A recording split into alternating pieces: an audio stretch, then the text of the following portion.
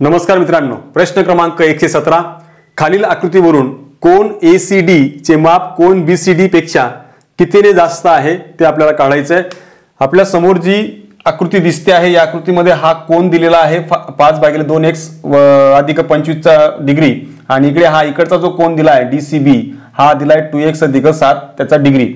यावरून एक लक्षात येतं आपल्याला की हा रेषीय जोडीतील कोन हे आहेत, त्यामुळे यांचे जे कोनांच्या मापांची बेरीज असते ती असते 180 अंश। त्यामुळे आपण सरळ सरळ यांची जी आहे ती बेरीज केली 180 अंश या ठिकाणी आपल्याला लिहिता येईल।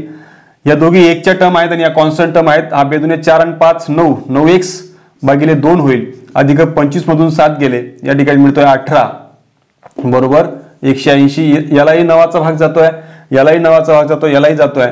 तर मी संपूर्ण याला 9 ने भागितलं तर इथे x भागिले 2 9 9 कॅन्सल होईल, 9 दुने 18 आणि 9 दुने 18 म्हणजे हा 20 येईल।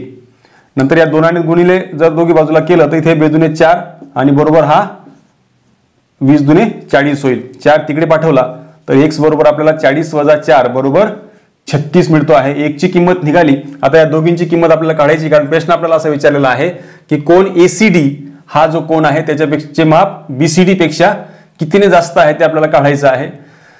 तर इथे आता तो कितीने जास्त आहे काढण्याकरता आपल्याला दोघींचे माप काढून घेणं गरजेचं आहे। म्हणजे इथे आपण सर्वप्रथम जर समजा कोन ACD चे माप काढायचे असेल तर इथे 1 ची किंमत आपल्याला 36 ठेवायची आहे अधिक 25 बरोबर या ठिकाणी भाग जर दिला 18 दुने 36 आणि 18 पंचे 90 90 अधिक 25 बरोबर आपल्याला मिळतं आहे 115।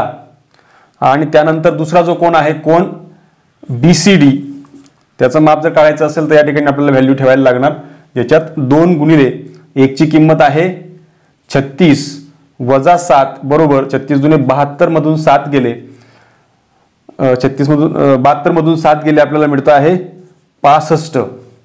आणि दोघींमधून कितीचा फरक आहे ते जर आपल्याला काढायचं असेल तर आपण वजाबाकी करणार आणि हा फरक जो आहे तो आपल्याला दिसतोय 50 डिग्रीचा।